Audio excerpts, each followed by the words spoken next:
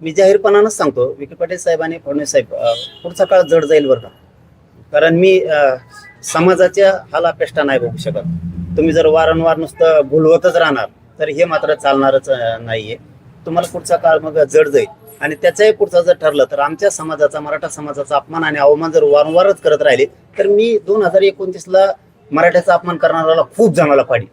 हो, मी जे बोलतो ना, मला इतकी मग राग आणि तिडक येतो की हे समाज त्याचा हक्काचा असो, त्याला दिलं जात नाही मराठा समाजाला. आता हैदराबाद गॅजेटच्या नोंदी आहेत तरी दिल्या जात नाही म्हणल्यावर राग येणारच.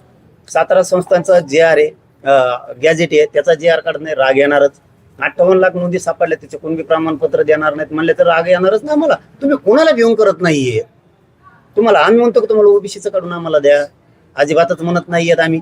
आमचं आहे ते तर द्या. 58 लाख नोंदी, त्याचे कोणी प्रमाणपत्र द्या, त्याचे दिले त्याच्या व्हॅलिडिटी, आता ऍडमिशन आहेत, रोखू नका हे सांगणं. आता एक परवाच्याला असा विषय झालाय, आता तो खरा आहे का खोटा मी आणखी 2-3 दिवस बोलत नाही त्या विषयावरती.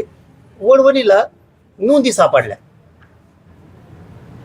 मोडी लिपीचे, आणि तिथला कोण तहसीलदार आहे वडवणीचा, आणि कोणीतरी सोनिका स्वामी काहीतरी नावाचा एक अधिकारी बीडला, काय काहीतरी आहे कोणीतरी.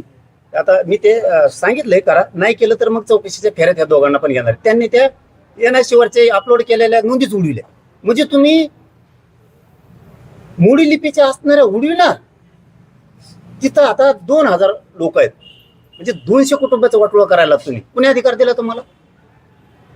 तुम्हाला कोणी अधिकार दिला देऊ? मोडी लिपीच्या असणाऱ्या नोंदी तुम्हीच सापडलेल्या, आणि तुमचेच कोण सोनिका स्वामी कोण आहे, आणि ती एक दुसरा तहसीलदार, एक बीडचा हा स्वामी का सोनी कोणीतरी, आणि वडवणीचा तहसीलदार, ह्यो जर अपलोड केलेल्या NIC वरच्या जर नोंदी उडवत असेल तर मराठीवर तुम्हाला अन्याय करायचा का?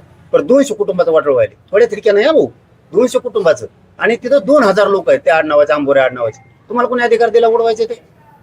म्हणजे हे सुद्धा मी आता उपसमितीला सांगितलंय आज. मी आता ही विषय बावनकुळे साहेब सुद्धा कानावर टाकणार आहे, कारण त्यांच्याबद्दलही थोडंसं मला ऐकायला आता ते खरं खोटं असं ते नंतर बोलन मी त्या विषयावरती. परंतु मला तरी वाटतं की बावनकुळे साहेब असं काही करतील वाटत नाही. आणि विखे पाटील साहेब सुद्धा, यांना दोघांनाही सांगितलंय मी की त्या नोंदी पुन्हा अपलोड झाल्या पाहिजेत, नसता त्याचे परिणाम तुम्हाला भोगावं लागणार आहेत. कारण मी एकदा आंदोलन करून गप नाही बसत बघा, भरोसा नाही ठेवत. मी आता थोडे दिवस वाट बघणार, मग खूप जड जाईल. मात्र हे फडणवीस साहेबांनी विखे पाटलांनी लक्षात ठेवावं. त्यांना कळत नाही, त्यांना का मराठ्यात आणि ओबीसी दरी निर्माण करायची हे मला नाही कळत.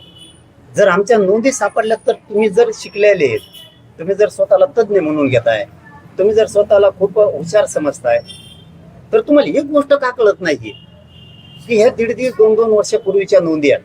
आम्ही ओबीसीतून मागतोय का? ओबीसीचं द्या म्हणतोय का? आमच्या जर नोंदी असल्या तर आम्हाला आरक्षण द्यायला हरकत काय? एवढं जर त्यांना कळत नसत, कसं ते ओबीसीचं काम करतायत हेच कळत नाहीये. गरीब ओबीसीला कळतंय की मराठ्यांच्या जर नोंदी सापडल्या त्यांना प्रमाणपत्र दिले पाहिजेत, मग हे शिकले ह्या लोकांनाच का कळत नाही? हाच खूप मोठा प्रश्न आहे.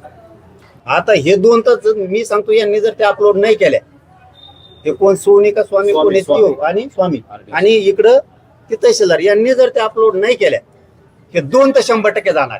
हे जर कोणाचं ऐकून बघा, हे जर बीड मधल्या कोणाचं ऐकून त्या नोंदी अपलोड केलेल्या NIC वरून जर उडवत असतील तर तुमचं त्यांचं ऐकल्यामुळे तुमचा बळी जाईल. तुम्ही कोणाचं ऐकू नका. इथं नोकरी भेटत नाही. मी काय सांगतोय समजून घ्या दोघांनी सुद्धा. इथं नोकऱ्या भेटत नाहीत, नोकरीसाठी मरमर करावी लागते. मला तुमचं वाटोळं करायचं नाहीये. तुम्ही माझ्या 2000 लोकांचं वाटोळं करू नका. कोणाचं ऐकून जर तुम्ही ते केलं असेल तर ते पुन्हा अपलोड करा. तुम्ही त्यांच्यासाठी तुमचं नोकरीवर पाणी फिरू नका.